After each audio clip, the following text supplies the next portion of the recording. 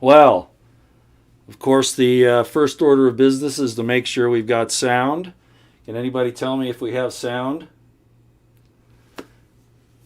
Yeah, just let me know if you've got the sound. I've had some real trouble getting this set up tonight. If everyone could tell me if it's 5 by 5, I would sure appreciate it. Okay, wow. This is the first time I've used my computer software, my OWS. Oh, sorry, used to saying that. My OBS live streaming software in a long time. And the reason is because we've had so many problems with the internet. Now, this isn't going to happen very often, but I wanted to make sure it was set up and still working so that if I get a chance to do it again, I will. Normally, I'm going to have to use my phone because it just works better.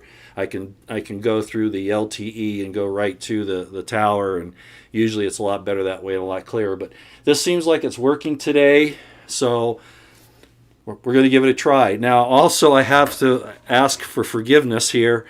I'm probably interfering with Monty's live stream or somebody else's this evening, and I want to apologize for that, but this is kind of a test to see if I've got it all up and working, and also because I've promised this subject matter for so long.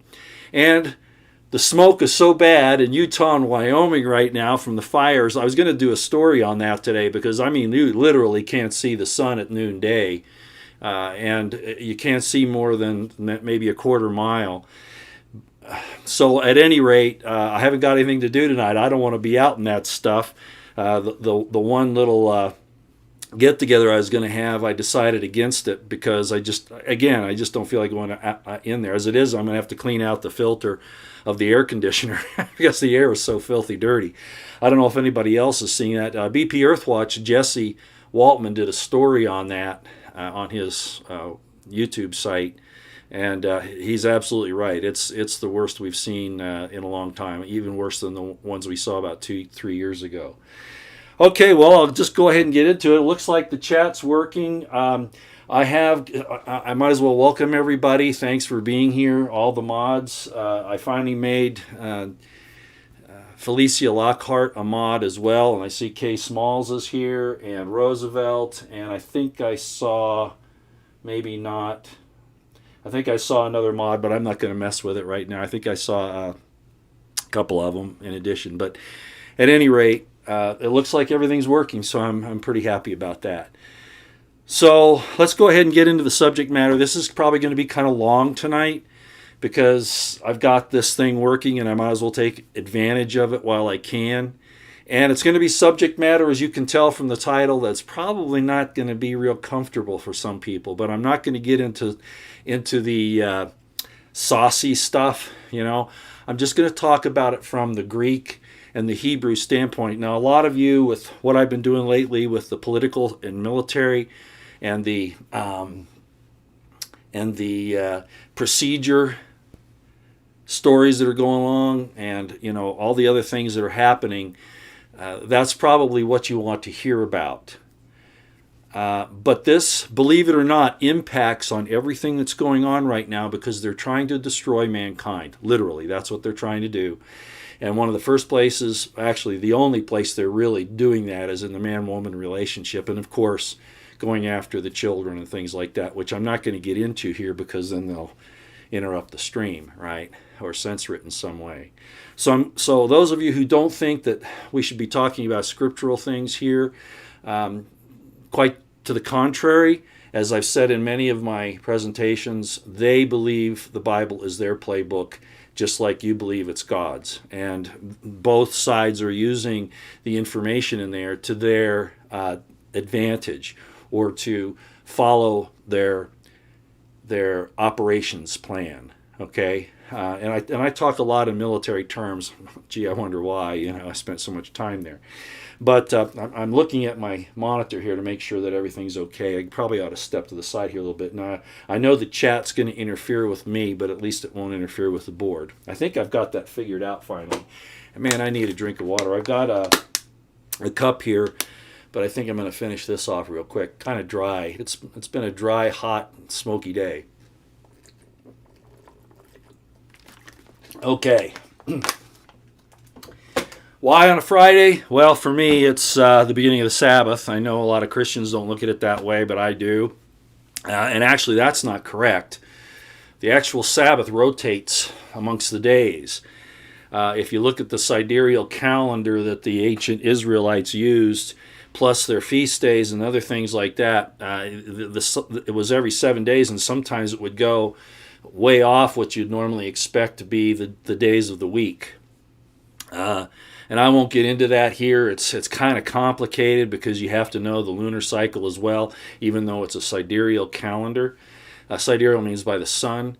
But Monty kind of touched on it, monographed just kind of obliquely the other day, and I mentioned it in one of my live streams here in the last couple of days, where there's a question as to why September, sept means 7, why is it the 9th month? October, which oct means 8, why is it the 10th? November, Nov, which means 9, why is it the 11th month? And December, Dec, is 10, why is it the 12th? Well, that's because they think to change times and laws. This is all because that side has tried to alter even the calendars so that you don't really know the true times and seasons according to the way it was laid down. Now, again, this is going to be theological. It's going to be religious in some regards, spiritual, I hope, in others, and I hope that it opens up your minds and shows you that mankind is very special. And though there are many responsibilities that we have to each other, I often talk about righteousness, meaning how you treat your fellow man, and piety, meaning our love of God, how that all the other rest of those things that are called the commandments are built on those two principles. And those two are the pillars that everything else stands upon, even more so than any individual. And I'm not going to go there. Most people probably read through the lines there. But how the individuals live up to that righteousness and piety is what God uses to decide if they're being accountable and if they're approved. And I'm not going to go into it any more than that because that causes a lot of people grief, but those people who have listened to me for a long time understand where I'm coming from when I say that. Okay, so again, this discussion is important because our and I'll just say it bluntly, our sexuality is being attacked. It was attacked according to the legends and the scriptures in the Bible and in other writings by beings who wanted to be in the process of destroying us. And they've tried several times in the course of many millennia. And the latest is, of course, this procedure that they're doing now, which is really goes along with the deceit that the nations are under, as the book of Revelation talks about, under pharmakia. And pharmakia is the word that's translated into sorceries in the book of Revelation, but it really does mean drugs, believe it or not. And also, as I've explained, there are people that want to argue about the mark of the beast. This is it, ladies and gentlemen. This is it, the whole thing that we're seeing, because it's a system. And a mark in the hand or in the forehead just simply means that you're accepting the principles of either the devil, in this case, the mark in the hand or the forehead, so you can buy or sell. It's the devil's, and it means basically but in the heart, that you are following it in your heart or in your mind. And then there's the opposite, which is the seal of God, which is his law written in your heart and in your mind. So the devil basically copies everything. And that's why people get confused. Also, there's a confusion as to this mark. A piercing works as that, as much as an imprint or a tattoo, those types of things in the Hebrew and the Greek, as a matter of fact. And I've talked about that before. So what you're looking at here is a system. And I've talked about our family system, that the name YHVH is a definition of our family system. And our family systems move through eternity. And that's something that a lot of people don't want to talk about because it goes against the, floating on the clouds, playing a harp and singing praises to God forever and ever. Well, those are all allegories. Doing God's will, of course, but what we've been created as men and women for a reason, because it is literally in the image of God. All right, enough of that. Let's go ahead and talk about some of the things that people have been talking about and wondering about. I'm not going to get into Enoch or the Gospel of Thomas or any of the Gnostic stuff tonight. That's not my purpose. So let's not go there. We're going to concentrate on these subjects: virginity, be it male or female, and there is no such thing as male virginity, by the way.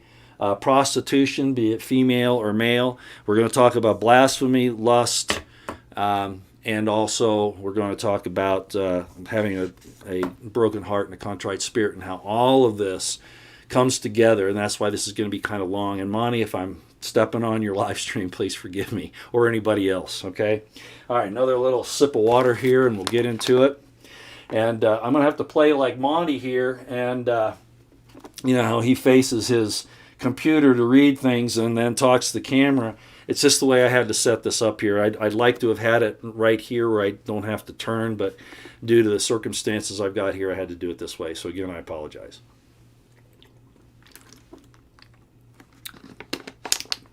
For at least 2,000 years, we've been lied to about who we are, what we are, where we come from, and where we're going. And some of the people that have done that have been those in our ecclesiastical institutions, not just our political ones and not just our scholastic ones. Again, the reason is because that is the very core of what we are and what we were created. We're not animals. We were the prototype for how the rest of creation was to be put together. When you read Genesis 1 and compare it to Genesis 2, you'll notice that the order of things is quite a bit different. And a lot of people assume that Genesis 1 is just simply a general summation of what's going on, and then it goes down to the nitty-gritty starting in Genesis 2. That's not the case. Genesis 1 is the prototype about how the universe was put together, and mankind, male and female, man and woman, are central to how the rest of creation was put together. So, of course, that's the very thing that if you want to call them extraterrestrial aliens, if you want to call them interdimensional beings that are demons, if you want to just call them people, in governments that are trying to destroy the reproductive capabilities of men and women and destroy their relationship, and of course attack children and abuse them, etc., which is all the worship of Moloch and Baphomet, which have been around for a long time. However you want to look at it, it's happening, and it's really, really going forward strong today. Thus my emphasis on it and why I'm bringing these subjects up here, because for instance, just as an example, and I'm not going to get there yet on this thing on lust, Jesus is quoted as saying that if a man even looks upon a woman to lust after her, he's already committed adultery in his heart. No, that's not true. That's a false transliteration, and even worse, a real twisting of the actual commandments and what's being taught. And I'm going to show you that here tonight. That's going to be kind of interesting. I don't think, and hopefully they're mostly adults in here, but I'm veiling my language somewhat, so in case there are some kids, we're not going to hurt their feelings. But the fact of the matter is, and that reminds me, boy, I didn't ask me that question as to whether this was made for kids or not. Oh, that's interesting. Somehow I got past that. Usually that's a question you have to answer before you can go live, but I guess it worked for some reason or other. I am live because okay, how you doing? Because obviously we've got the chat going, so I guess it's okay. All right. So when you fall in love, you should have and you get married, and of course that's the right way to have a relationship between men and women. You court, you find out where you are, et cetera, then you make a contract, and it's a political contract between the male and the female, between the man and the woman. They agree to come together for either a specified time. In ancient times, you didn't have to marry for life. You could marry, sometimes they call it concubinage. You could get together for just a period of time with some stipulations. And of course, the fruit of the relationship were always the caveats. If fruit came, meaning children, there had to be provisions to take care of that. Okay. But it could be for, like I said, you could make it, and this is where the idea of prostitution came from, unfortunately. You could make a contract of concubinage or marriage for a period of time. As a matter of fact, in the scriptures, it talks about a man, if he marries a woman, he finds something uncomely in her, he can divorce her. In other words, what it means is not just unclean in the sense that, she may have, had sex before marriage or whatever, but the fact that, maybe they're not compatible, but this has to be discovered early on. And that's why it's written that way. And I'm not going to get into those details. And it goes both ways. If a man marries a woman and he doesn't provide the duty of marriage to her, meaning her clothing and raiment and the conjugal relationship, that's a basis for her also. It's called abandonment, and she can leave the marriage and is free to remarry. But people don't like to talk about these things because they look at the divorce statements in the New Testament and entirely uneducated, mistaken way, because they don't understand what was going on 2,000, 3,000, 4,000 years ago. So with that background, and I know a lot of people are going to get upset with the way I'm saying this, but you can see how this has impacted our culture today and the dangers that are surrounding what we're going through right now. They're tearing us apart, and a lot of Christians, unfortunately, have assisted the New World Order and the Luciferians and etc. to accomplish their purposes with all these other things that are going through. I think I can say this without getting thrown off here. The Lima, Golf, Bravo, Golf. Anyway, you get the idea. Again, I don't want to say it here because even that could get me thrown off, and I think this one's too important, but I think you get the idea. In other words, some of these alternative sexual relationships that are going on in the world today, including the problem with going after children, all of that are perversions that were thrown at us to destroy this most important of relationships. And God is not prudish. He is not... he does, despite the things in Leviticus about having to wash after sex and things like that. These were hygienic things, not the way people have tried to explain them as that because the act was somehow bad and God doesn't like that, and the man and woman coming together is kind of a yucky thing and God doesn't like kind of thing. No, quite to the contrary. In most situations, if you're going to approach God, you have to approach Him as the man and the woman. The separation of the women in the court of the women in the temple in ancient times, there was the area for the high priests, then for the Levitical priests, then for the men, then for the women, and then for the Gentiles. But for the men to go in, specifically the high priest, to go into the Holy of Holies, he had to be married. He had to have a female counterpart. He had to be married to a woman. That's how important it was, because otherwise he wouldn't be in the image of God, and God would basically kill him for coming in not in the proper image that He has ordained. Okay. Well, let's get to these subjects here, because this is really where the crux of the thing is right now that I want to talk about. Let me get a little pointer here. Everything's still okay, Roosevelt? Maybe you can let me know if everything's okay here. Okay, just everybody tell me everything's okay. It looks like it is. Okay, and I'm not going to get into gematria. I'm not going to get into Notarkon, Thashrak, Tamura, any of those things. I'm not going to do that tonight, so let's not talk about gematria and all that. We're just going to talk about the basics of the language, because that's been distorted for deceiving us as well. Okay? And I've mentioned this before. Virginity is in the Hebrew strictly talking about the woman, the female, the maiden, the girl. As a matter of fact, in Hebrew, virgin means a maiden, someone who hasn't had sex, okay, true, not unmarried basically, and has not had a firstborn breaker of the matrix. In other words, has not borne a child. That's what the meaning of a virgin is. It doesn't mean that they've never had sex, okay? In Isaiah, when it says, a virgin shall conceive and they shall call his name Emmanuel, that word of the use of virgin, and I've talked about this before, I'm not going to get into that on the Hebrew side today for a reason. That's talking about that, in other words, the child will be a firstborn child in that woman. That's the sign. What are you going to do to prove virginity? I had one person say, no, it has to be a virgin, someone who's never had sex, because that's a sign. Well, how are you going to prove that? on somebody say so? No, you've got to examine the woman, right? the real sign is that he would be a firstborn breaker of the matrix. That's what it means by he would be born of a virgin. In other words, that he would be the firstborn breaker of the matrix, not that she didn't have sex.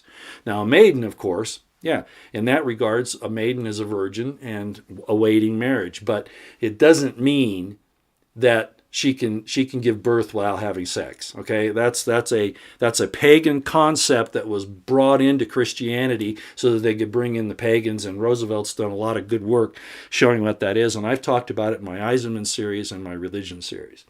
So let's talk about virginity. Okay, there is no such thing as a male virgin in Hebrew or in Greek. Now, some people say, but Roy, Paul talks about male virgins, and in the book of Revelation it says that these are they who are not defiled with women, for they are virgins. Yeah, I know, because somebody was playing games, and people will say, but the Bible's infallible, it can't make any mistakes. Well, it did in that case, because the word for female, for virgin, I'm jumping ahead. The word for virgin in Greek is parthenos. And parthenos is feminine.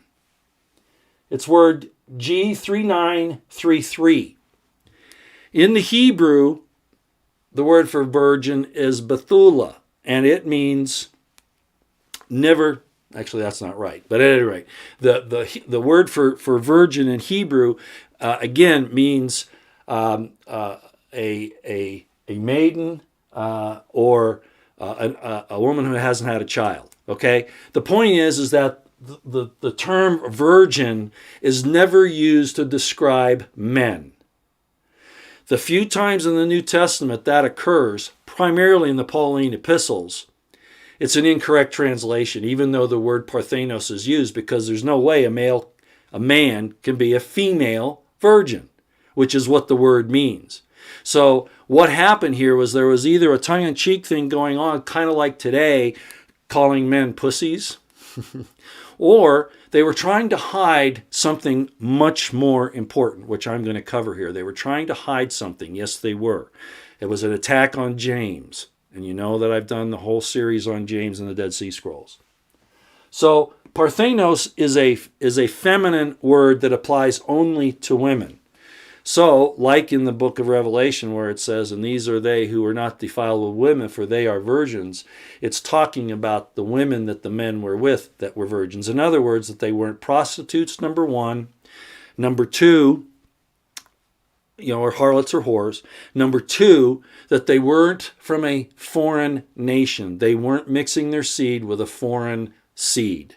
That's what the word fornication really meant in ancient Hebraic and even in the first century. And I've talked about that in the Eisenman series, and a lot of people are going to get upset about that, but that's just a fact. Okay, so a female virgin, parthenos. There is no male parthenos. And when it happens in there, they're attacking James, is what they're doing. Why? Well, I'll show you that in a minute. Now, the word eunuch is used by Jesus several times, and it's also in the New Testament and other places. The word eunuch is the proper word for an unmarried man. Also, it can be a eunuch in a king's court that's been castrated so he can't impregnate the king's harem, so to speak, the king's queen. But it has all those uses. So a male, quote-unquote, virgin is actually referred to as a eunuch. And it's Greek words 2134 and 2135 in Strong's. And I'm going to turn to that, and I want to read it to you, okay? So you'll understand that I'm not kidding. So when they talk about James being a lifelong virgin, the Apostle James, or Jesus even for that matter, it's not saying they never had sex. It's saying what the Romans thought of being. Well, I'll get to that in a minute. Let me read to you what this is. 2134, and those of you who have a Strong's, you can go here too. And if you have a Gesenius, not a Gesenius, but a Greek lexicon, you can look it up there as well. So 2135 is the word, okay, 2134 and 35. First of all, 2134 is eunuchidzo, and it means to castrate or to make a eunuch. Okay, unmarried. It also means unmarried. Okay, so there's the concept of a male virgin. Not that they don't even have sex, but that they're not married. Okay, because the type of virgin that they talk about in Hebrew and in ancient times has nothing to do with the man. Okay, then 2135 is eunuchos, which basically means a castrated person, or it can also mean impotent, an unmarried man, a chamberlain, or a eunuch. Now, what happened in the first century where everybody thinks that the Christians believed in celibacy? James could not have been a high priest, which is what Josephus claims he was. He was the opposition high priest, unless he was married, because the high priest cannot go into the Holy of Holies unless he's married. That's just the way it is. Also, if they aren't married, if men don't get married, they're violating the very first commandment, which is that for this cause a man shall leave his mother and his father and shall cleave unto his wife, and they shall be what? One flesh. James was married. The thing is he did not engage in the common sexual activity of the period.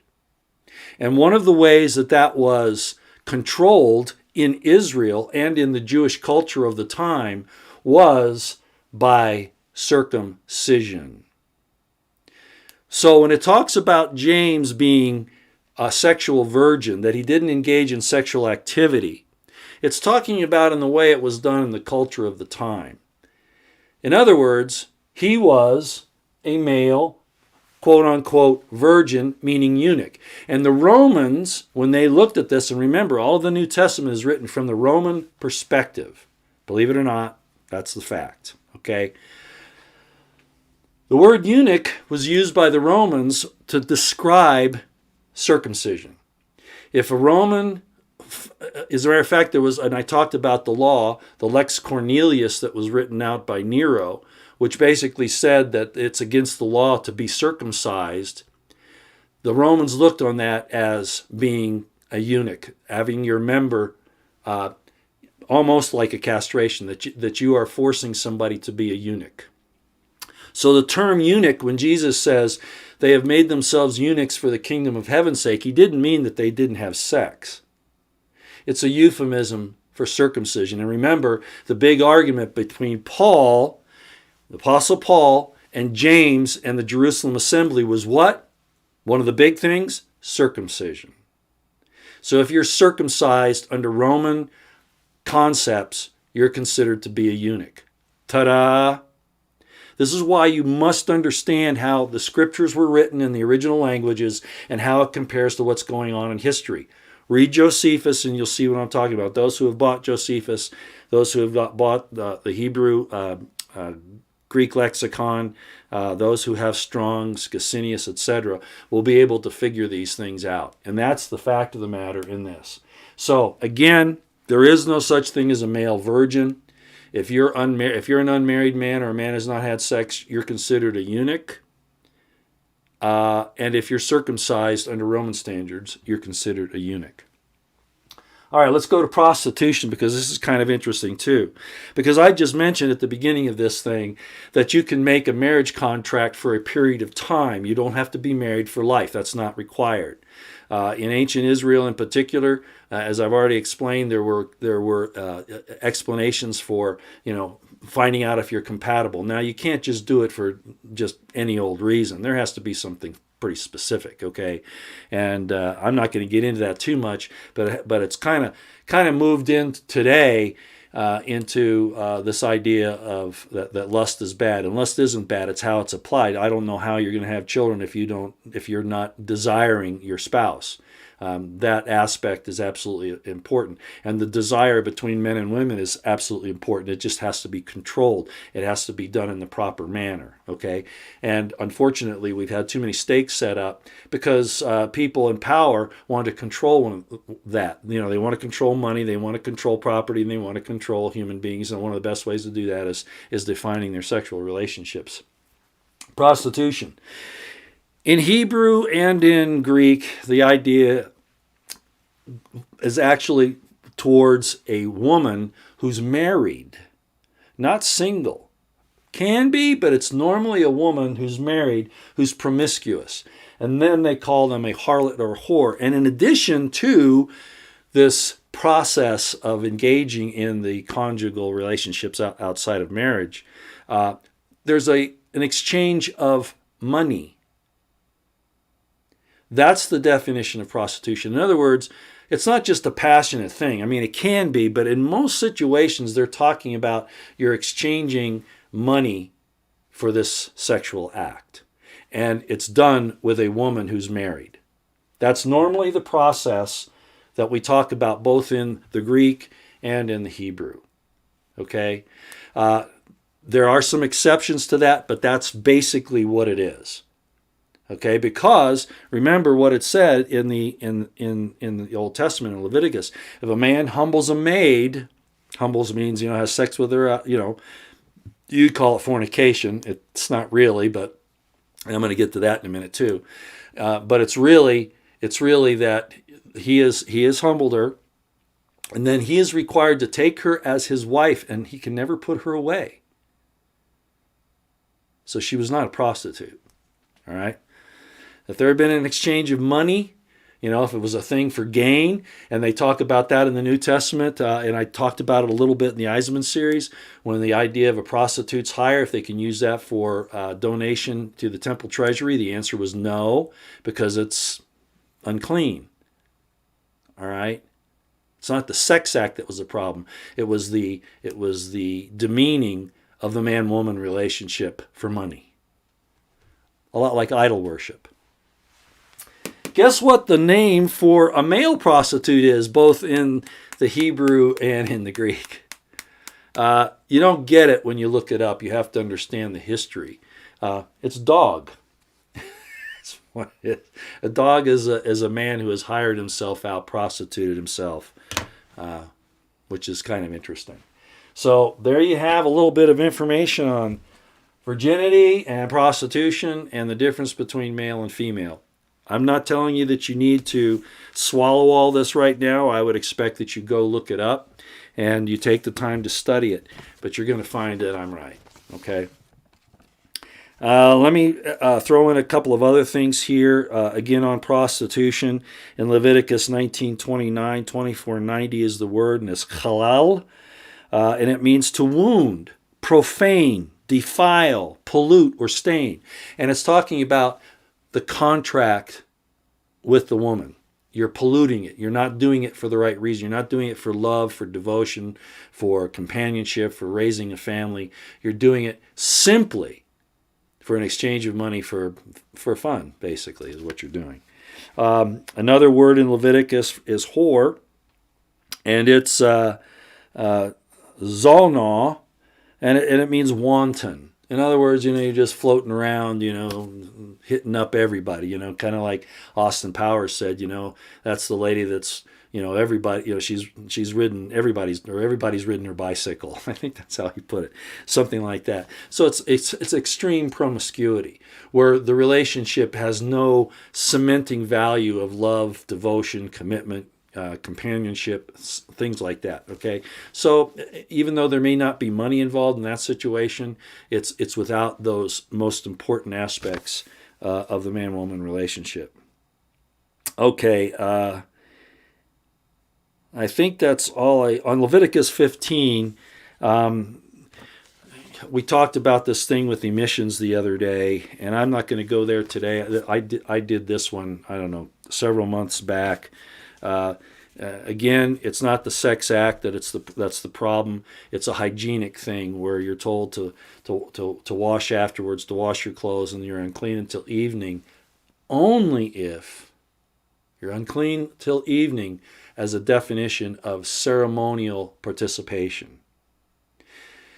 Because you don't want to take any, even if you cut yourself, if you have an oozing of blood, if you have a sickness, and all this is in Leviticus, okay?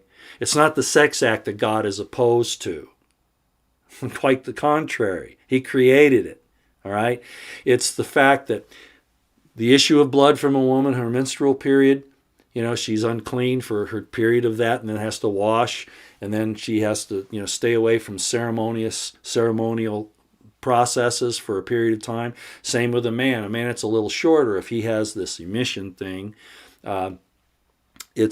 Whether it's caused by sex with a woman or a chance thing at night or other circumstances, I'll just put it that way. It's no sin. That's incorrect. There is no sin involved. The only thing is that God says, and people say, well, what about the lust aspect of it? And I'm going to get to that in a minute. God says, if this happens, whether you have sex with a woman, you have a chance, emission by night, or another thing occurs, you are to wash yourself, your entire body. You are to wash your clothes, and you are ceremoniously unclean until the evening, which means that all of that possible defilement from germs, bacteria, whatever, because when you cut yourself and you have blood, that can be contaminated. Same thing with emissions. Same thing with if you're coughing up crap out of your lungs. All of these things is really what Leviticus is talking about. Okay, so that's important to know, and I won't spend any more time on that. Look it up for yourself if you want to know, and you'll see what we're talking about. Okay, let's get rid of this. I should have a cleaner, because this doesn't clean up too good unless it does. Okay, is everybody following me so far? Is everybody following? A whole lot of bashing of women. Wow, yeah. Women have taken women have been considered unclean ever since the story of the Garden of Eden, right? Early theologians even said that the real fall was that Adam had sex with Eve, which is totally absurd. But you see, it was to justify their control of that relationship. It's actually demonic. It's actually devilish. So women have gotten a bad rap. Women are wonderful. Women are absolutely wonderful. But they've been degraded, and they've allowed themselves to be degraded. Look what's happening now because of this whole liberation movement and the LGBTQ thing. I shouldn't say that. I tried to use a code earlier. Now they want to draft them, and how long have I been warning about that? We've lost what it means to protect our women and our children. We're a decadent, evil society, and we have evil demons, and I don't mind calling them that, running this government. They deserve to be totally and forever disobeyed and cleaned out. Okay. Oh, Jesse, you're here. Thanks. That's another mod. Thanks for being here. I gave out some information about the smoke storm coming from the fires, all over the West. It's really bad here. I was going to do a follow-up story for you today, but frankly, I just didn't want to get out in it. So that's one reason why I'm doing this tonight. So thanks for being here, Jesse. I sure appreciate you. Women are special. Women are the crown of creation. The crown of creation. I talked about what the words mean in Hebrew. Ish, Aleph, Yod, Shin for a man. And for a woman, it's Aleph, Shin, Hey. That Shin is a crown, and the Hey is a window. The Aleph is God. Woman is the crown of creation and the window to life. Life could mean the love between a man and a woman. That's really where it starts. That's what the whole thing was about anyway, right? Let us make let us make a helpmeet for him. And so God created a woman for Adam. Now, some of that's really allegorical. There's some truth to that, and I covered a long time ago, and I showed how the XX and the XY chromosomes prove Genesis 1 and 2. But we're not going to go there today. We're going to go to the next subject, which is, let's talk about lust, since that's where we are. What is lust? What did Jesus mean when he said, because in the Old Testament, there has to be an act. There is none of this Hellenization of thought. Now, it's true, you got to think about a crime before you commit it. But are you guilty of the crime if you don't commit it? That's Hellenization that's occurred, and that's a very evil thing that's happened in the New Testament. But let's talk about lust. There's several, and I'm not going to write them all down here. And I'm going to have to put my glasses on. Pardon me for that. Although people say it makes me look like a professor. I tried to be a professor once. Some of my friends know how that turned out. I have the credentials for it, But when they asked me how I was going to teach this stuff, they didn't like that because I was going to give people the tools on how to actually understand history. But that's another thing altogether. Okay, so in lust, we're going to talk about that now and what it is. And I won't write all this down because it probably wouldn't do you a lot of good, but we'll discover it here. Let's do this. Let's talk about lust. Let's talk about lusty. Let's talk about blasphemy. And let's talk about a broken heart and a contrite spirit. Those are going to be the subjects, and I'm not going to bother to write the Hebrew down. I'll give you the references and the words. That it would take too long if I did that, so pardon me. Maybe we can get down to some of that nitty-gritty later. Let's talk about it, okay? In Exodus 15:9, for those of you who want to follow along, it does use the word nephesh, flesh idea, a desire or pleasure. But it doesn't necessarily mean it's a bad thing. And you'll have to go look at it and see what I mean. You can also look up Psalms 78:18, and they'll use that same word there, 53:15. Okay? Proverbs 5:18-19 is an interesting, and I talked about it before because, and if you read the Song of Solomon, it's also the same kind of thing. It's looking at the woman and desiring her, and that's a good thing. So in Proverbs 5:18-19, it talks about ravishing your wife. It even says to have joy in her breasts. Now, it's true in one place, Isaiah says, a woman, he's talking about a promiscuous harlot, and he's saying, put away the lusts between your breasts. Well, he's saying that it's not, that process is being done for the wrong reason. Okay, that's what it's talking about. In Psalm 78:30, the idea of lust is just a longing, a desire, satisfaction, delight. It can also mean lust, but lust in that way.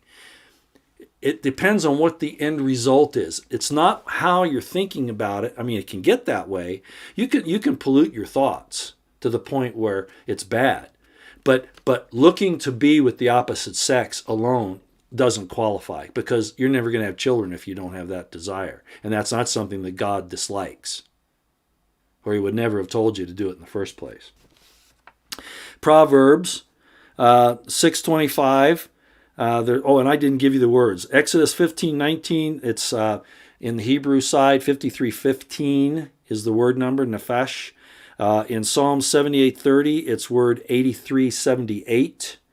And now in Proverbs 6:25, it's the word in the Hebrew side 25:30. And it means delight in, covet. Covet meaning, and it can be bad. If you're coveting another man's wife, that's wrong, right? Because that could lead to adultery. If you're sitting there and you're thinking, and this is the other idea about lust, more of a covet idea when Jesus talks about it. If you're sitting in there and you're thinking, how can I get that woman away from her husband? Yeah, now you're formulating criminal activity. Do you see that? You're formulating intent, what we call in Western law as intent. And you can establish it by a series of things that you do to complete the crime. All right? But looking at a woman and admiring her for her beauty isn't lust. It's an appreciation for a creation of God, like looking at a cloud, at a mountain. And to think that you can't do that is actually dishonoring God and his creation. So delight in, desiring goodly passions. Nothing wrong with that. So that's word 25:30. Then in Deuteronomy 12:15, 12:20, 12:21, and 14:26, the word is 183. And it means to wish, covet, desire, long after. Wanting to long after your love, the person that you love, or the person that you want to get to love isn't evil in and of itself. Lusting try having a completion of the sex act without some sense of lust. It's impossible, because it's not designed to be that way. You're designed to long for and bond. It's if you're using it for criminal intent purposes. A man looketh upon a woman to lust. A woman, by the way, in that term is a married female. That's what Jesus was talking about. A man who looks at a woman to lust after. In other words, she belongs to another man. Because now you're formulating an intent. And if you continue down that road, you'll commit a crime, which is adultery. Okay. Lusty. This is interesting. Lusty. It's mentioned in Judges 3:29. So here we are with a term of lust, totally different than what people would normally think. You can go look it up, Judges 3:29. It's word 8082 in the Hebrew lexicon, and it's shomains. Shomains. And it means greasy, gross, fat, plenteous.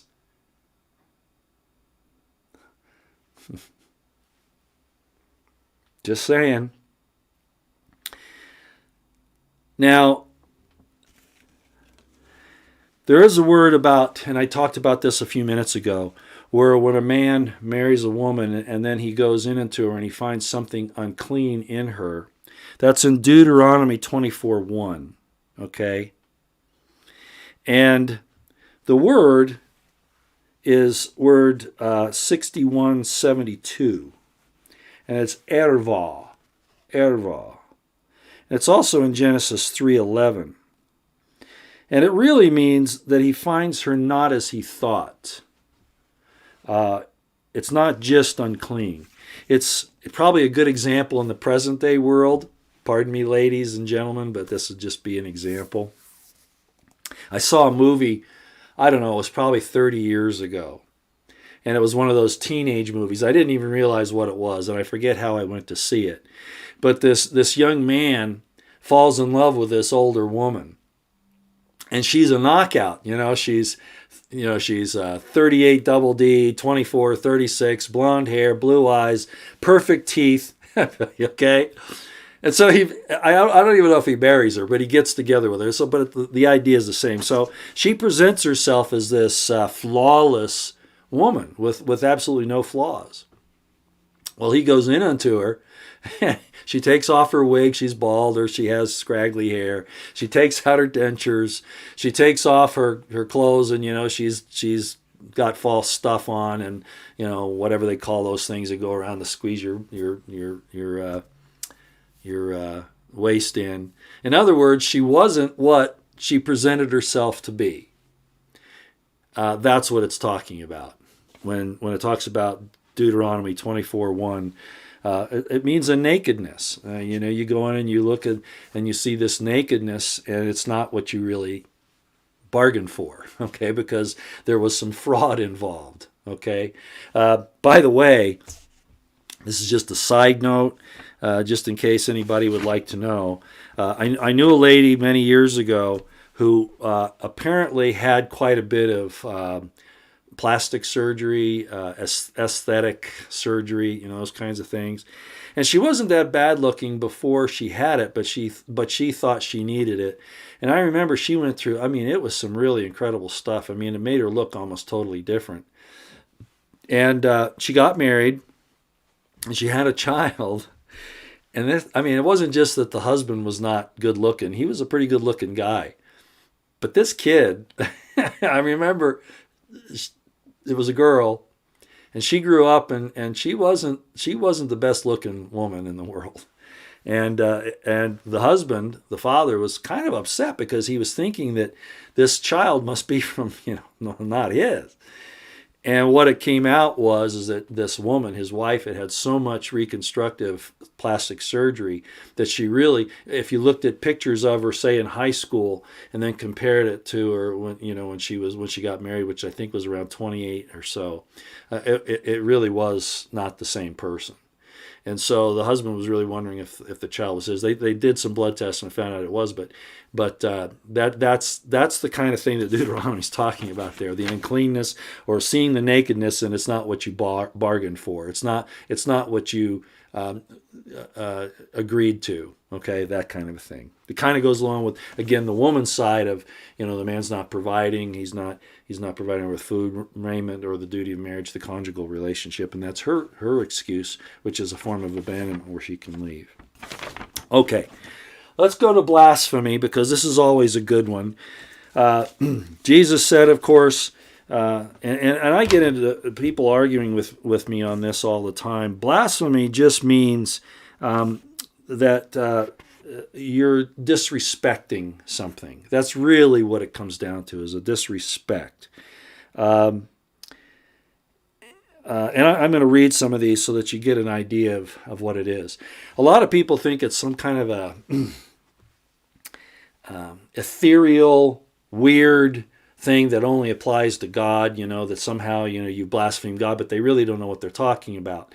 The real blasphemy of God, as far as the Torah, the Old Testament, is concerned, is that if you use the name in vain. In other words, and God isn't his name, so you're not, by saying God damn, you're not committing a vanity and you're not committing a blasphemy.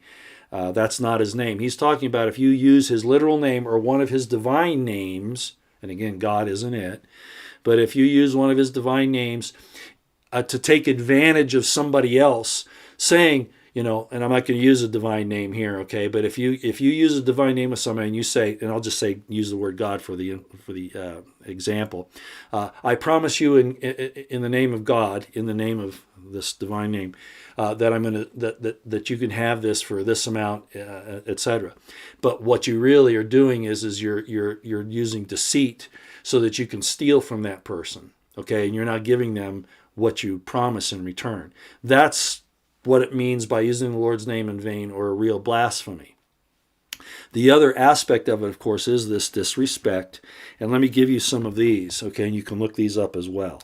So blasphemy isn't this really ethereal, you can't blaspheme by just saying you don't believe in something. Now, if it's something sacred, really, truly sacred, and who's going to judge that? So you have to have a little bit of respect for people's beliefs. But it's still not blasphemy. It might be a disrespect, but disrespect of a sacred or a holy thing. And I'm not going to get into any particulars about that. I saw some comments about this on Twitter some time ago, and a person was using blasphemy because somebody disagreed with their religious concepts. I'm sorry, that's not blasphemy. It's not blasphemy. Let me read to you what blasphemy is.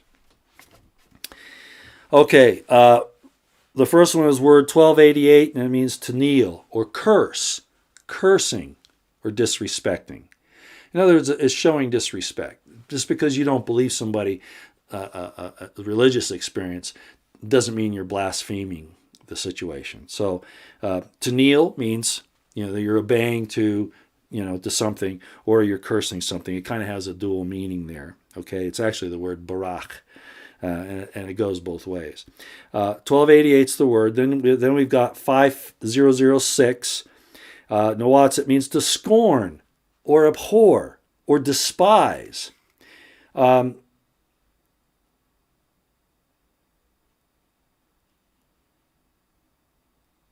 Yeah, I put a note here. I can't even read my own handwriting. Let's see what I said here. I'm going to use word.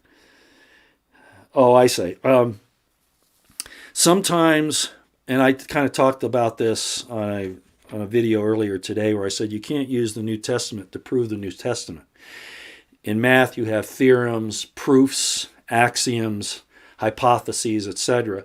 And you can't use a mathematical expression to prove itself. You have to use a mathematical proof. You start off with a theorem, and then you come out with a proof. So you're not using the expression to prove itself. Well, the same thing in the New Testament, or anything for that matter. And so what I wrote down here is that if you use blasphemy to describe the word blasphemy, that's not legitimate. That's wrong. That's all I'm saying there. Okay. Another word is 1442. These are all in the Hebrew side of the Strong's. And it means to revile, reproach, vilification. Word 2778, that's expose, defame, upbraid. Word 5344, puncture, bear, curse. And word 5007, scorn, basically is the idea. Again, in religious discussion, even in disagreements over religion, saying that you don't believe in something or that something's hogwash isn't a blasphemy. I'm sorry, it's not. If it's a truly sacred thing, and that's where you have to be careful, what if it really is something that's sacred from God, and you're scorning it or defiling it or looking at it with reproach, vilification, that kind of a thing? Well, that's going to be on you. But remember what Jesus is quoted as saying, again, quoted as saying, all manner of blasphemy shall be forgiven unto man, even blasphemy against the Son of Man, but not blasphemy against the Holy Ghost. And then I had somebody say, well, but the Holy Ghost is about speech, so therefore if you speak something against Jesus, then you've committed blasphemy. Well, no, that's not what it said. Okay, blasphemy against the Holy Ghost is something very specific. And again, the teachings by pastors, ministers, popes, priests, etc., has been designed so that you don't question their presentation of their idea of divinity or of God. For instance, right now, I see people on here, and I haven't actually seen all of them, but I've seen a couple of them where and in the past also, people say, you're lying, hogwash, if you don't believe in Jesus, you're going to hell, etc., etc. I don't consider any of that blasphemy, even though it's scorning what I'm saying. All manner of blasphemy will be forgiven unto man, even blasphemy against the Son of Man. But blasphemy against the Holy Ghost is not forgiven in this world or in the next. Why? Because that's a pure knowledge. It's not faith. It's not belief. It's not I think so. It's that it's like Satan. He knows God exists, but he fights against him. That's what these things are talking about when it says scorn, revile, abhor, despise, reproach, defame, upbraid, etc., etc. See the difference? Okay. So that's blasphemy. Let's get to the last subject here. Broken heart and a contrite spirit. Because as I've told you, my concept of Jesus is not even of the person. And if you study the Dead Sea Scrolls, which I presented to you in the Eisenman series, and also in my religion series, it's okay to believe in Jesus Christ as a person. I don't have a problem with that. And I think he existed. I believe the Shroud of Turin is, in fact, his burial shroud. I do believe that. But he's not the one that said to worship him in any way, shape, or form. The idea of believing in his name, what he was really talking about is the attributes. And I've explained that before. In ancient times, when you take somebody's name upon you, you become them. You represent them in your actions, your words, etc. You take their attributes on them. So the real idea of honoring Jesus Christ and being saved by that name is that you are doing righteousness and piety. The best example of that for those of you who have the Dead Sea Scrolls is to read MMT, which is a letter from James, which matches up with the letter in Acts about worshiping or about eating food sacrificed to idols, meat sacrificed to idols, fornication, and riches. That's what that's talking about. In other words, James doesn't talk about his brother Jesus, that you have to believe on him as being God incarnate. James never said that. Paul said that was it. He Hellenized, and Roosevelt knows about all this. Roosevelt's done a lot of study on this. And I don't mean to get anybody upset here, but I hope that you understand where I'm coming from. It's more important. You may never have heard of the name Jesus Christ. So how can that particular name save you? It's because innately you have the law of God written in your heart and mind, and you are doing what Jesus Christ would do. Jesus Christ would have more respect for a person who's never heard the name Jesus Christ, but has that law, those attributes written in their heart and mind, and treat men and women and children, etc., righteousness. In other words, that you love your fellow man, your neighbor as yourself, and you have piety. You love God. What did Jesus say? He was asked, what is the most important commandment? He says, love the Lord thy God with all thy heart, mind, and strength. That's piety. Love thy neighbor as thyself. On these two, which is righteousness. Upon these two stand all the law and the prophets. That's what he's concerned about. That's what he represented. That's what his name means. It means salvation. And you're not going to get to heaven riding his coattails unless you do what he did. I'm not saying you need to be crucified. I'm not even saying you have to be perfect. Now, there's a scripture in there that says, be ye perfect as your Father in heaven is perfect. That's kind of an interesting statement. Your Father in heaven is perfect in the sphere that he exists. Are you perfect in the sphere you exist in? And is that same perfection as God's? No.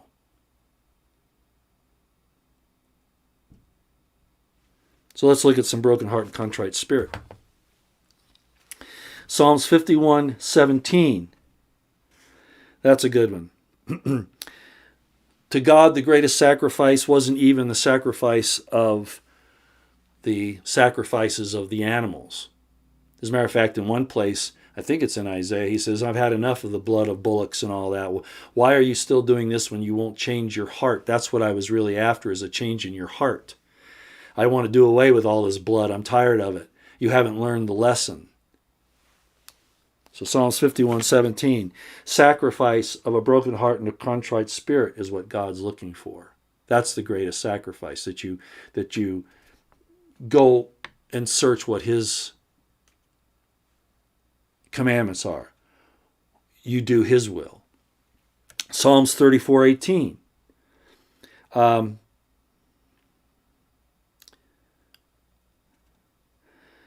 That you're saved through a broken heart and a contrite spirit. You're saved through that. Again, that's Jesus Christ, you taking his name upon you, or that name upon you.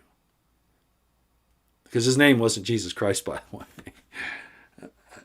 I hope you understood that from the Eisenman series and all that too. Jesus Christ was like an office. It means the Christ, of course, is the Greek form of Mashiach, right? Which means the anointed one, the anointed prince, the anointed to be the king in waiting kind of thing. Jesus is the Greek form of Yehoshua or Yeshua, or all that genre. There are all those forms, those core words in Hebrew, which basically mean save, salvation. So what is the principle of salvation? Again, James didn't say it was his brother who was crucified and resurrected. He didn't say that. He said it was what his brother did. Righteousness and piety. Righteousness, loving your fellow man with all your heart, might, mind, and strength, and loving God with all your heart, might, mind, and strength, and loving your neighbors yourself. Righteousness and piety. Those two things. Now, he did add some other things, and there was a disagreement between Paul and the Gentile mission, who was trying to say that, and in some ways Paul was correct. This was a time of war between the Jews, especially the pious Jews, like the early Christians would have been, and the Romans and the Herodians. So you've got to look at it at that from that angle too. That a lot of the rhetoric that you see in the New Testament between James and Paul, some of this has to do with the fact that they were at war, literally. And a lot of people don't understand that, and so they see these things and they interpret them totally incorrectly. But that was the fact of the matter in the first century. Paul knew that the people that he was going to in the Gentile world believed in things in the pagan gods like Dionysus, Mithras, Asclepius, I guess is how you say his name, etc., etc. And so he had to deify this man-God in order for them to accept him. Hellenization is what it's called. Deification. And the complete deification of Jesus was not until about the 2nd and 3rd centuries. That's when it actually became complete. It was argued back and forth prior to that. The most obvious was James, his very brother, who never, ever mentioned it. He called him Lord, which is a little strange, at least in the New Testament as it's come down to us, because those early zealots like James, those early Essenes, they would call no one Lord but God. But that's probably an interpolation that was placed into the James letter later by somebody else. I doubt very seriously whether James actually wrote it that way.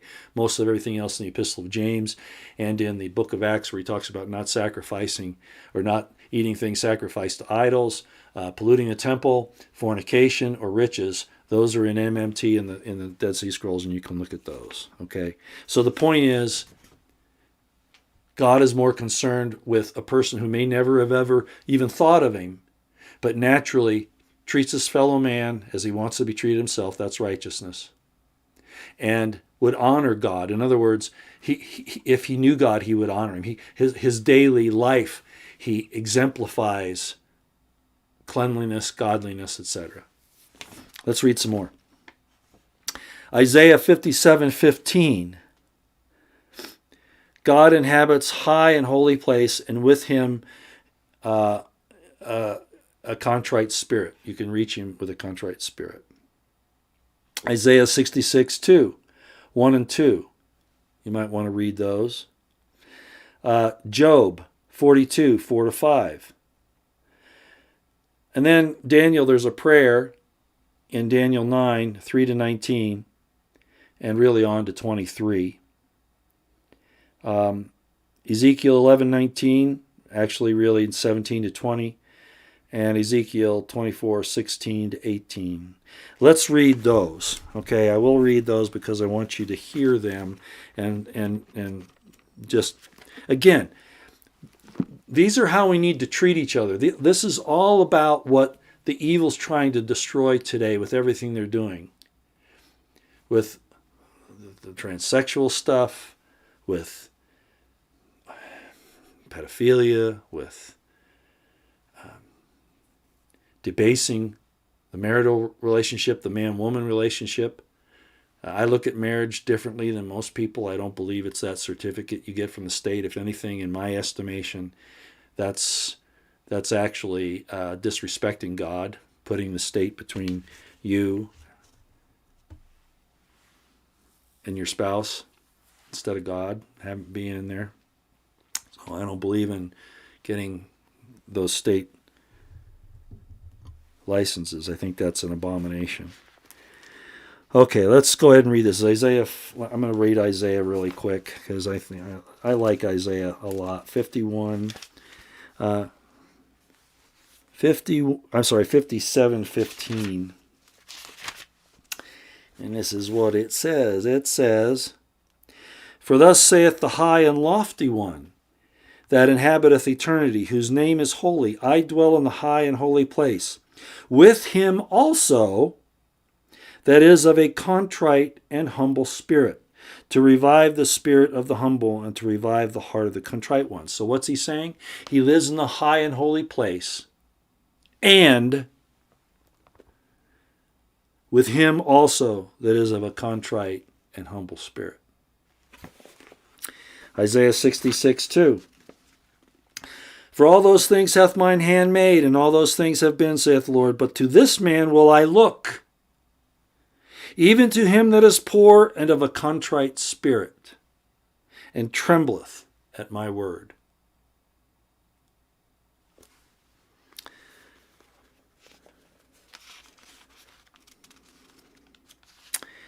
Job, that's a good one. Let's read Job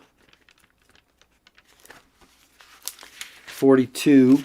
Again, bear with me here. I know a lot of people are saying, I didn't come here I want to hear what's happening in the government. I want to know what's going to happen on the 11th. We will talk about that in a minute, by the way. Job 42, 4-5. Let's read this.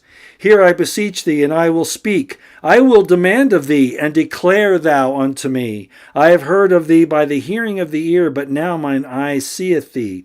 Wherefore I abhor myself and repent in dust and ashes. So let me see if I did that right. 42:45. Yeah, I will speak. Isaiah 42:4-5. Hear, I beseech thee, and I will speak, and I will demand of thee, and declare thou unto me.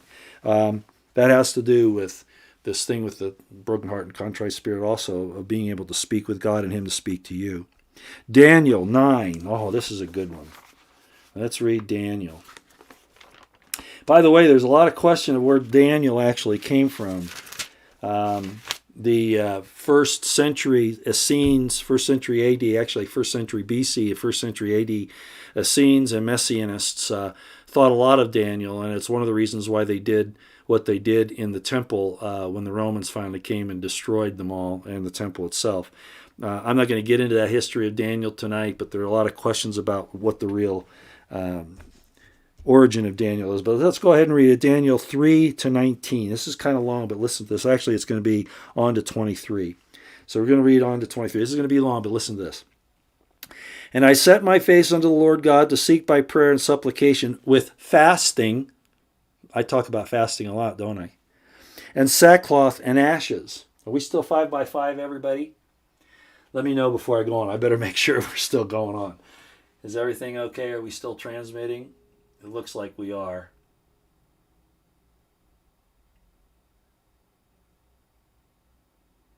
Yeah. Thanks, Roosevelt. So let me start over again. Daniel 9, 3-19. And I set my face unto the Lord God to seek by prayer and supplication with fasting and sackcloth and ashes. And I prayed unto the Lord my God and made my confession and said, O Lord, the great and dreadful God, keeping the covenant and mercy to them that love him and to keep that, and to them that keep his commandments. We have sinned and have committed iniquity and have done wickedly and have rebelled even by departing from thy precepts and from thy judgments.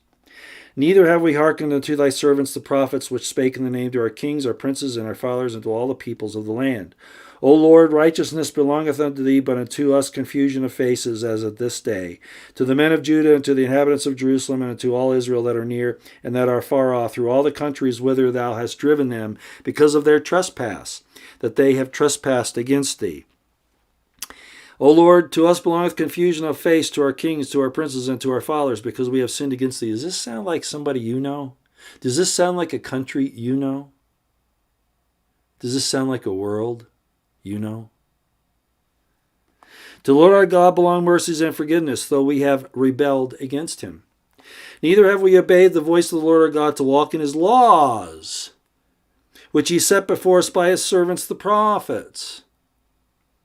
Yea, all Israel have transgressed the law, even by departing, that they might not obey thy voice. Therefore the curse is poured upon us, and the oath that is written in the law of Moses, the servant of God, because we have sinned against him. And he hath confirmed his... A lot of people say, well, Jesus did away with the law of Moses. Well, he said, not one jot nor tittle of the law shall pass until all shall be fulfilled. And his being here wasn't fulfilling all of it. We're still fulfilling it. But that's another story. I'm not going to go there tonight.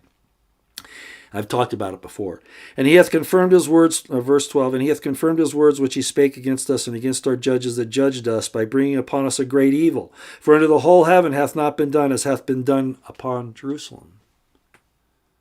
Again, think about our world, think about our country, think about our nation and where we are now, where we're headed.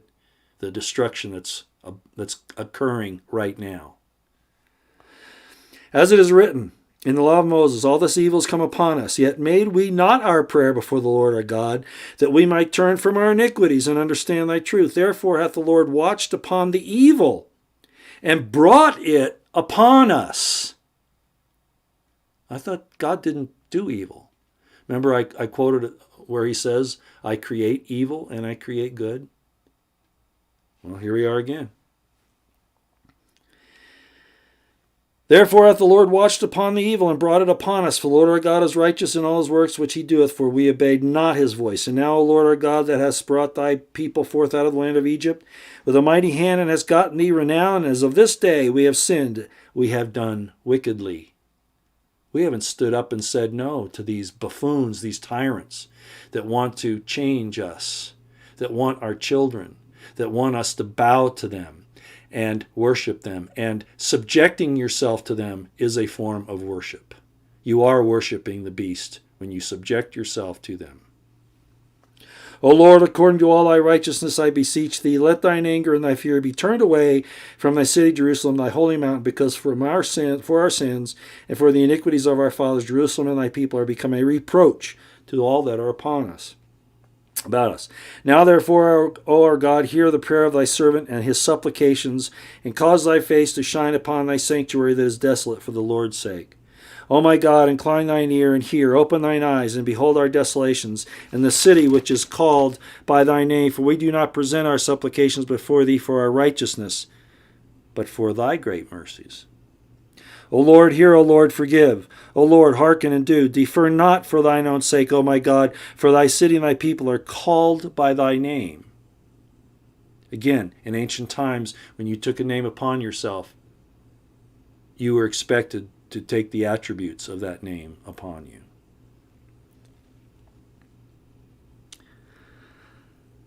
And while I was speaking and praying and confessing my sin and the sin of my people Israel, and presenting my supplication before the Lord my God for the holy mountain of my God, yea, while I was speaking in prayer, even the man Gabriel, whom I had seen in the vision at the beginning, being caused to fly swiftly, touched me about the time of the evening oblation. And he informed me and talked with me and said, O Daniel, I am now come forth to give thee skill and understanding. At the beginning of thy supplications the commandment came forth, and I am come to show thee, for thou art greatly beloved, therefore understand the matter and consider the vision. Righteousness and piety. Ezekiel 11:19.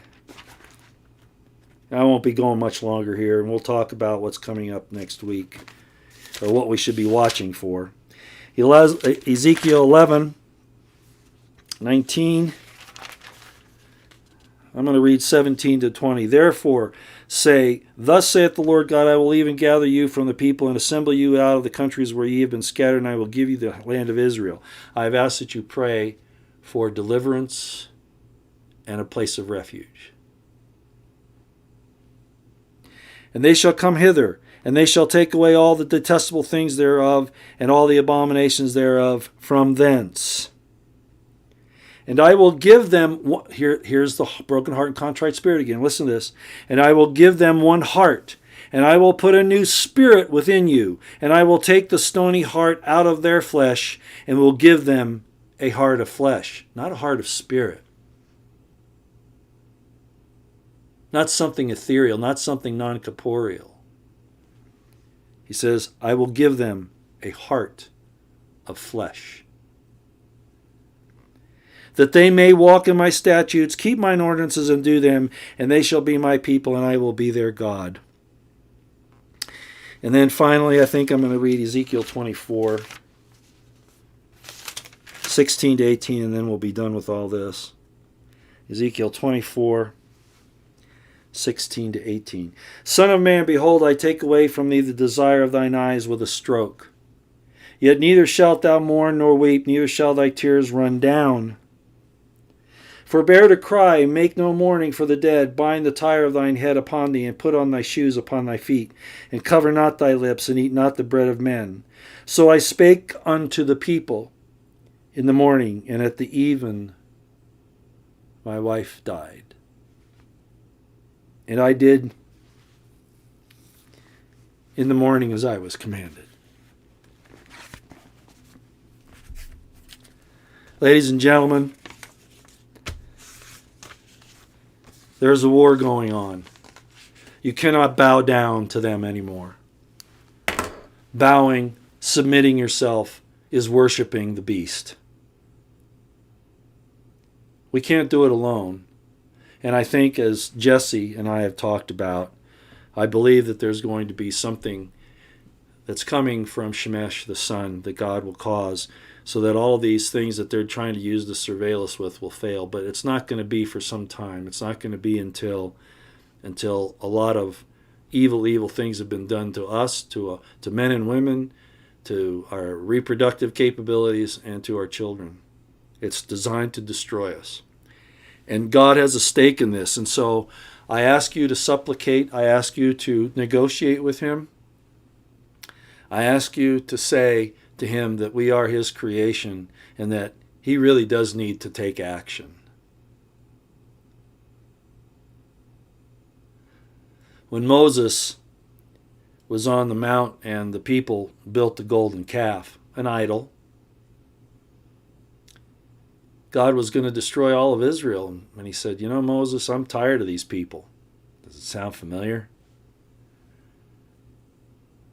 They're sacrificing their kids. They're taking these medical procedures that have the parts of babies in them. They're sacrificing their children and their wives and their sons and their daughters to Moloch rather than trusting in what I have given them to make it through their hardships. Worshipping a modern day idol. So God says to Moses, I'm going to destroy them. Wow. Does anybody know what Moses said? At least according to the book. He said, I don't think you better do that. If you kill them all out here, the Egyptians and the rest of the people in the world will say, you didn't bring them out here to save them. You brought them out to kill them. What's that going to make you look like? I tell you what, God, go ahead and kill me. Blot me out of your book of life. But save your people. That's what a Zadok does. Righteousness, loving your fellow man, and piety, loving God. What did Jesus say? No greater love hath man than this, than to lay down his life for his friend, even if they're sinning.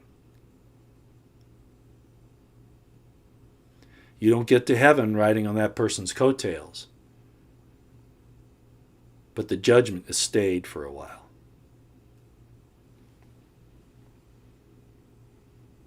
Okay, that's my presentation.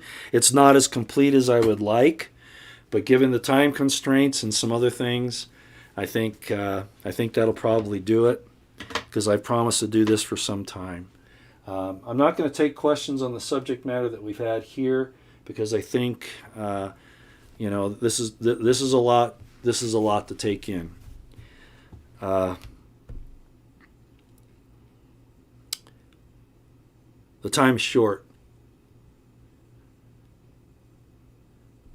We need to negotiate with God. We need to remind him that we're not perfect. We know we're not perfect. We have to remind him that we know we're not perfect. But that we've been laboring under deceit, delusion, lies, blood, misunderstanding virginity, circumcision, eunuchs. I'm not saying you need to go get circumcised. I'm not saying that. Okay. I'm saying that these things have been twisted to confuse us and to make us think that we're something less than what we really are. I have a friend that lives in Chicago. She may be listening tonight, and I asked her if I could repeat this that she told me, and she's absolutely right. She said the angels, the ones that weren't God's sons and daughters, are actually subject to us, and we don't even understand that. Satan, the being you would know as Satan, that's not his name, that just means the accuser. But that being, be it whether you think it's Azazel or Lucifer's not his name, it's Hillel ben Shakar. Most of you that follow me know that I understand that, and I've talked about it. But the point is, you have more power. We're children. We're learning our way. We're learning to walk. And the evil ones know what our destiny is, and they want to stop it. And they can, if we don't stand up and be what we really are. And you don't defeat this enemy by succumbing to their dictates.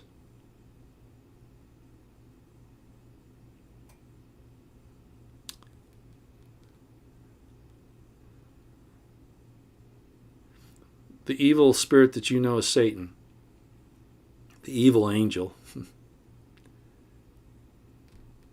knows that you're pretty special. Indeed, you are the sons and daughters of God. In His image, male and female, man and woman. And you're going to obtain, if you follow the principles of righteousness and love of God, and do your best in that regard and stand for right, the perfect law of liberty, as James discussed, royal law. You're not going to be roaming around on a cloud strumming a harp for eternity. God isn't that much of a narcissist.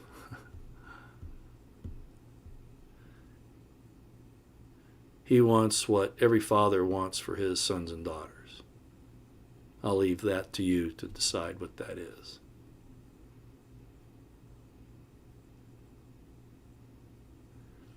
Find your mate. You're going to have problems. You're going to go through a lot of difficulties. But cling to each other. You'll find out in the end that's really all you come away with from here.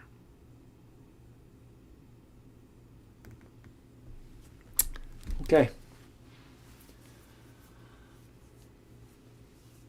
I guess a lot of people are wondering about my subject matter about Caesar Augustus 11. And all I will say about it is this. There's no doubt that there are a lot of events that are converging, a lot of, as I explained, avenues of approach of the enemy upon us. Not just across the front or from the flanks, but in depth in our rear and our logistics. And full spectrum dominance. They're controlling all aspects of the battle in one way or another. The one that they don't control, and I brought up one day, is the leader that we should be having before us, the one that they can't control. And of course, you know who that is, right?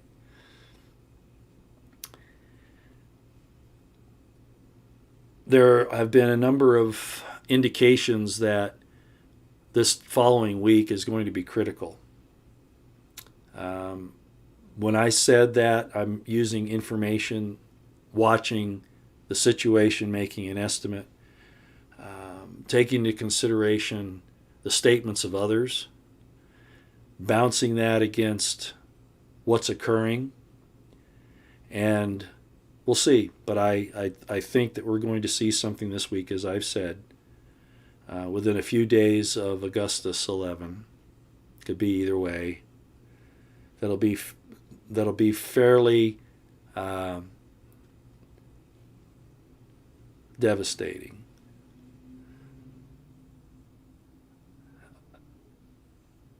Intelligence estimates, situation reports, all those things, estimates of the situation. Most of the time, they're approximations. They're, if this happens, then this will happen. You know, it's got some open corridors, some open windows, some open doors and shut doors. But overall, if you look at what's happening, I think you can see that we're entering into a very, very dangerous time. The Trump people, I guess Mike Lindell, and there's some other guys, I can't even remember who they are right now, that are part of this, I guess America First thing or whatever. They're saying that, you know, Trump's going to get back into the White House. Well, all I will say to that is that even if that happens, that's not our savior. And all of this other business that's been going on so that we look towards somebody to get us out of this mess, I think the person that's going to show up is probably not the person that we need. But Biden's going down a very bad road right now. You know about it. You should. This whole thing with the Charlie Delta Charlie and the the moratorium, all that. There's no place in the Constitution or any law that allows them to do that. We have a lawless nation, a lawless government. I saw a statement on Twitter, and it said, and it's very right, it said, if an emergency can allow the government to break the law, then they will create emergencies so they can break the law. It's very true. That's exactly what we've been seeing. There's nothing in the Constitution that gives them emergency powers. As a matter of fact, there are constitutional, there are Supreme Court decisions that came right out and said that emergency powers or emergency declarations are not cause to suspend any of the Constitution, particularly the Bill of Rights. But we have a lawless government. And they've gotten away with so much now that I think with what we're seeing in the converging forces of the enemy upon us, that it's very likely that some of the indications that this next week are going to be a real problem are justified. I think we are justified in being very concerned about what's going to happen. Is it going to be financial? Is it going to be the emergency alert system test that is used to cover a false flag? Is it going to be Taiwan being invaded by China? Is it going to be the UN at the Norfolk Naval Base starting to flex its muscle? Is it going to be Biden locking us down? Is it going to be, you can't travel across state lines without, a passport? Whatever. We have some governors standing up. DeSantis, another thing, he said, no, Biden, we're not going to do any of your lockdowns, restrictions, etc. We're not going to do that. Well, why did he say that? Because he knows it's coming. Do you see? So I didn't take this from just one source. You have DeSantis responding in this way. You have other people that are talking about the shortages that we're seeing. We see SecDef, Austin, and Biden, and Fauci, and all these guys insisting on these different actions that they want to take. It's all coming to a head. And we could see something really serious develop this week. So, as I said before, it's better to be prepared a year too early than a day too late. So, follow the concerns, follow the estimate, and at least get ready. If it doesn't happen, or at least not to the extent that I'm concerned about, well, that's fine, but you'll be ready for when it does take that next step. It's that simple. Okay, let's do a Monty here and see what I got going. You know what? This is kind of a distraction. I think I'll get rid of this. And I hope that helped. A lot of people are not going to like what I covered there, but it's all in the language. Remember, the secret to interpretation of Scripture. The Scripture is of no private interpretation, because it was written by holy men as they were moved upon by the Holy Spirit, right? That's the definition that is in the New Testament. Well, the writing that they used was Hebrew.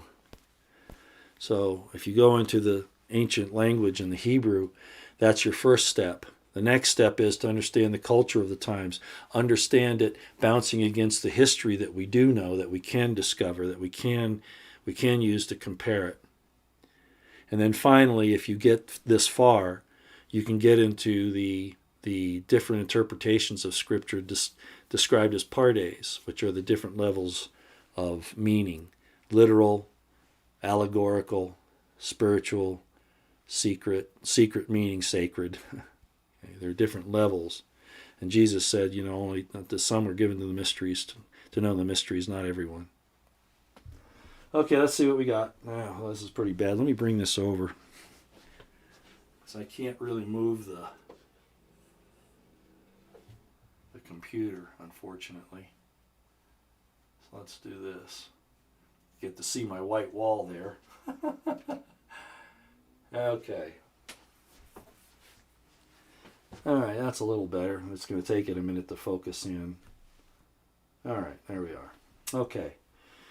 Obviously, you all have been talking a lot. So, city of Goshen. Yeah, somebody mentioned, it may have been you, Deborah. Yeah, Goshen was the place of gathering for the Israelites, and it later became part of On, city of On, which means Heliopolis. And it became very decadent later. And I have gotten some information from some people that they know where the current city of Goshen is, and it may have been you. I will try to get back to you. Keep DMing me on Twitter about that, okay? And maybe we can get up a conversation. You might know, and I hope you do.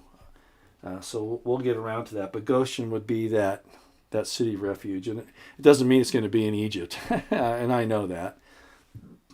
I suspect that there'll be many cities of refuge, many places that we can go, but we'll wait and see. God needs to help us out here. We're in a lot of trouble. Do I think our salvation is near? Ooh. This nation and this world has done some horrible things. It's God's investment. All I can say is that we better try to make sure we're on the right side. Our salvation is going to be really dependent upon us. I hate to tell you that. There's not going to be some secret savior that comes down and says, never mind that you let all this stuff happen, never mind that you did this, never mind that you did this evil thing, etc., etc. I'll take care of all that and you can come on to heaven on my coattails. Nope. Even James didn't preach that. And Jesus didn't preach it either. So our salvation, it's going to be dependent upon our decisions here right now.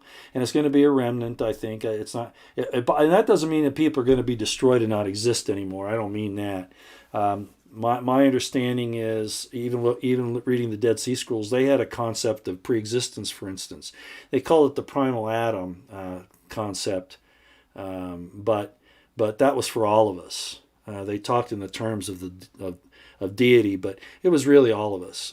We've all been someplace before we came here, and we're all going to be someplace after we leave here. It depends on, what house we go to is going to depend upon what we did here.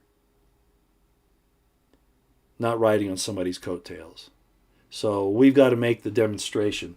I had a friend once that said, no condemnation before investigation. Well, no salvation before demonstration. Okay, it's just the way it is. And I think that's pretty obvious. Okay, the Nuremberg Code. You want to talk about that? Yeah, that's a problem. But you see, they don't care about violating law. They don't care about that. It's a tyranny now. We can make all the excuse. We can go to courts and we can argue our case. It's not going to do any good anymore. Do you understand? We can cite the Nuremberg Code. We can cite we can cite the Nuremberg Code. We can cite the Bill of Rights. At Bundy Ranch, we had a right to carry weapons there. It's an open carry state. The judge in the Bundy case said that if you even show a weapon while a law enforcement officer can see it, then you're brandishing a weapon and threatening the officer, and that's downright bullshit. But that's what we've got in our government. Fortunately, that whole thing was overturned because of the misconduct of the FBI and the DOJ and the BLM, Bureau of Land Management. But it was a close call. And a lot of people ended up being hurt by that. A lot like the people that went into the Capitol on January 6th, upon invitation, I might add, by the police, the Capitol Police. But they're still being held. Violating their rights under the Constitution, under the Bill of Rights. And frankly, just they're being treated inhumanely. Staff Sergeant Biggs, Joe Biggs, is an example of that. And I guess there are several hundred people like that. Our government is illegal, unlawful, tyrannical, authoritarian, evil to the core. There's nothing good about it. Elections aren't going to fix anything. This whole promise of 2022 and 2024, they're dangling a carrot in front of you again. But guess what? They aren't going to give it to you. It's done. The republic is over with.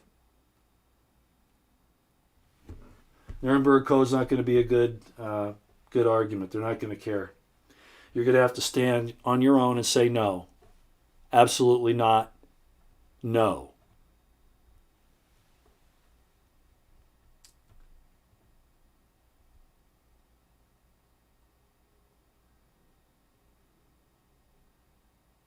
The Pale Rider, the Oath Keepers in military ranks, the oath doesn't mean anything to most of those people. It's just a formality, a ticket punch. I wish I could spend a little time and tell you what I saw when I was in the military about how they felt about their oath to the Constitution. It was all words, but when it came down to it, none of it meant anything to any of them. And it's even worse now with the woke and the CRT crowd in there. Look at SecDef Austin.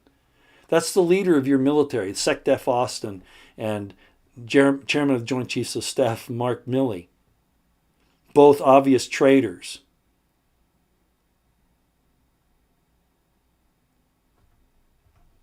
I'll tell you what,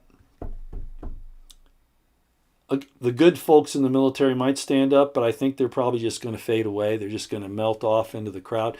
Back during the war in Iraq, when we invaded in 2004,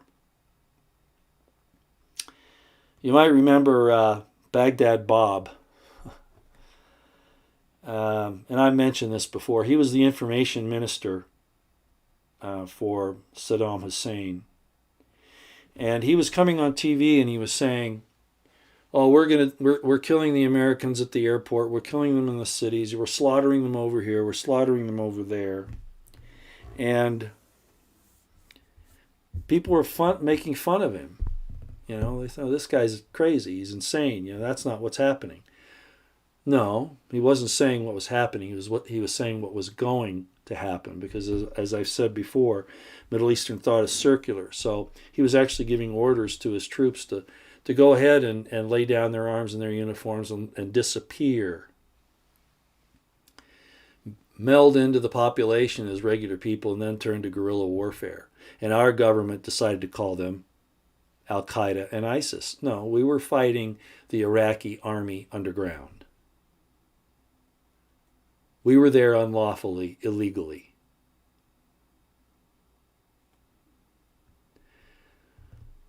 There might be people in our military that understand that and that will leave and organize outside of it. I don't know. But that's really the only chance outside of God that we have, because there's no political person that's going to stand up and protect you. Hi, Liza Jean. I knew you were here too. Sorry I failed to mention you, but I knew you were here. Thank you for being here. And everybody notice I made Felicia Lockhart a mod. I did that yesterday. Somebody mentioned it to me a long time ago so they could see her and I could see her easier. And I finally got into it and did that. Oh, you're so welcome, Jesse. And your things are so good too. You know I have an awful lot of respect for you. You and Felicia, and I don't know how you feel about Pastor Chuck Baldwin, but I sure like that guy. He doesn't care much for me. He and I had exchanges back when I was writing my book. Actually, I think I had finished writing my book. Maybe it was before that, but we were on a gospel blog, a scripture blog, religious blog. I don't remember the name of it, but he took issue with a lot of my points. But again, he didn't call me blasphemous, and I didn't call him blasphemous. You know, we agreed to disagree. And I really have a lot of respect for his position and certainly his love for liberty and the principles of that and what we're supposed to stand for. So you and Felicia and you, Jesse, and Felicia and Pastor Chuck Baldwin are pretty special in my book.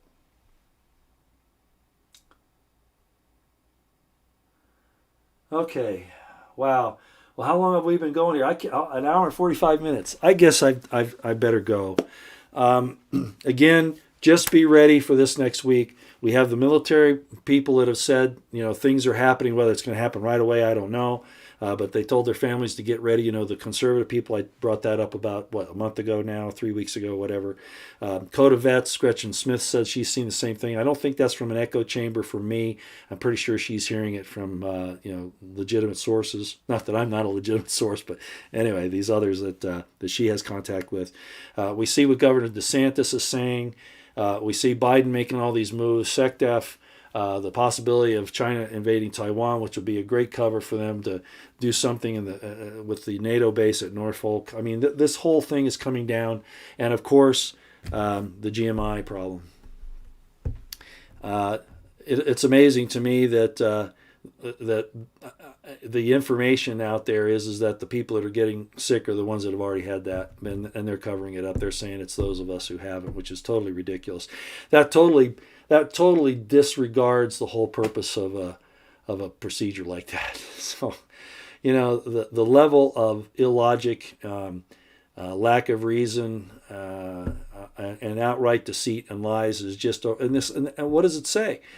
One of the things that Jesus said about the end times, what was the first thing he said, ladies and gentlemen, about when asked what the sign of the end times would be? What was the very first thing he said? I'll just tell you.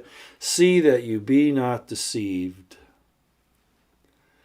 And what does it say in Revelation? How would all the nations be deceived? By the sorceries, which is translated from pharmakia, which means, you got it, pharmaceutical drugs. So it was all foretold, whether it was done by the bad guys as a battle plan, telling them what their op plan and their op order was all about, those of you who understand military parlance, in other words, how they were going to conduct it, or whether God revealed it, which could actually be the same thing. It could be the same thing. All right. Yeah. Thanks to everybody for coming. I'm really glad this worked out. I can't promise that I'll be able to do this entire thing the way I've done it here. It really, today I was just very fortunate that we had a good internet connection that I was able to accomplish it. I might have to do it on my phone and not have all this neat stuff. Matter of fact, I could even get a phone call now. Before, it'd buzz and go off, and because if I answered it, it would cut off the stream. But I'm really happy to see that this is working, and I'll try to use it again. But it really just depends on the internet connection, where I am, and other factors. But I'll be up again. I've more than once I've wanted to give this up. My closest friends know how I feel. Not that I don't appreciate you all being here and the discussions that we can have, even if some of you don't like these types of concepts, even though they impact so much on what the evil side is trying to destroy, and we really need to stand against it. But you may not really understand how draining this is. I've had a tendency to wear my heart on my sleeve most of my life, and not intentionally. It's just the way I'm made. And it's hard.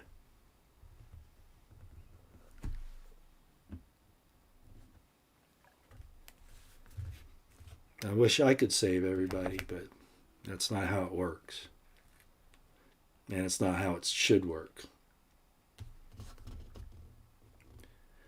So, fast, pray, prep, pray, stay out of the way.